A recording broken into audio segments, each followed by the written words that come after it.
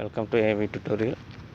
ఇప్పుడు మనకి ఈరోజు తెలంగాణ రాష్ట్రానికి సంబంధించి ఈ యొక్క న్యూస్ పేపర్లో వచ్చేటికి కొన్ని అప్డేట్స్ అయితే రావడం జరిగిందనమాట.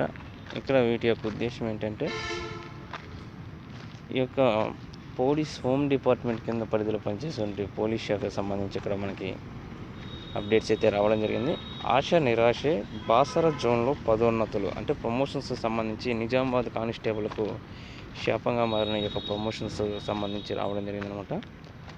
కమిషనరేట్ పరిధిలో ఒక్కరికి హెడ్గా ప్రమోషన్ 1999 ఈ యొక్క బ్యాచ్కి అన్యాయం జరుగుతుందంటూ ఇక్కడ డిస్టిక్ పోస్టులకు జోన్ పోస్టులుగా చూపడమే కారణం అంటూ కూడా మనకి రావడం జరిగిందనమాట.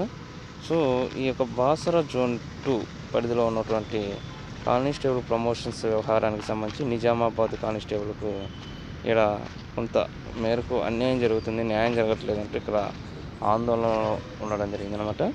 దానికి సంబంధించి ఈ యొక్క 1990 బ్యాచ్ ఏదైతే ఉందో కానిస్టేబుల్కు నాటి వరంగల్ జోన్ పరిధిలో ఉండగా నాటి పూర్వ జిల్లాలైనటువంటి వరంగల్, కరీంనగర్, ఆదిలాబాద్ జిల్లాల వరకే కొత్తగా తీసుకొచ్చిన హెడ్ కానిస్టేబుల్ పోస్టులను జోన్ పరిధిలోకి మార్చడం ఆ జిల్లాలో పనిచేస్తున్న వారికి మాత్రమే ప్రయోజనం కలిగిందంటున్నారు.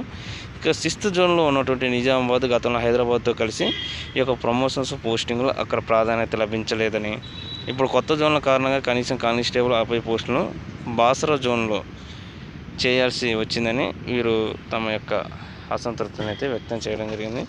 అదేవిధంగా ఈ యొక్క 1999 బ్యాచ్కి చెందిన కానిస్టేబుల్ ప్రమోషన్స్ కోసం ఎదురు చూస్తున్నారన్నమాట. వీళ్ళు సుమారు 211 మంది ఇక్కడ న్యాయం జరగట్లేదంటూ దీనికి సంబంధించి మనకి అప్డేట్స్ అయితే రావడం జరిగిందన్నమాట. సో ఇది ప్రధానంగా తెలంగాణ రాష్ట్రానికి సంబంధించినటువంటి అప్డేట్స్ అనమాట.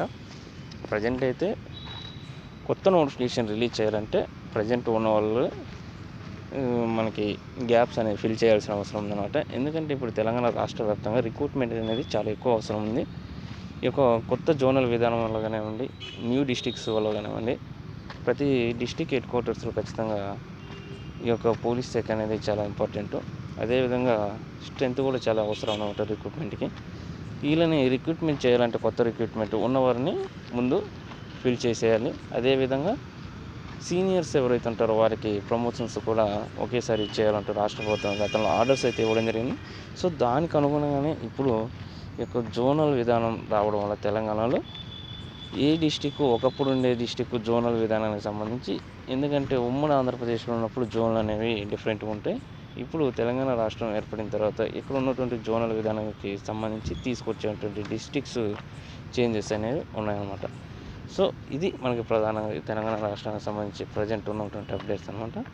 సో ఇలాంటి మరిన్ని లేటెస్ట్ అప్డేట్స్ కోసం ఈ యొక్క ఛానల్ని లైక్ చేయండి, షేర్ చేయండి, సబ్స్క్రైబ్ చేయండి. Thank you.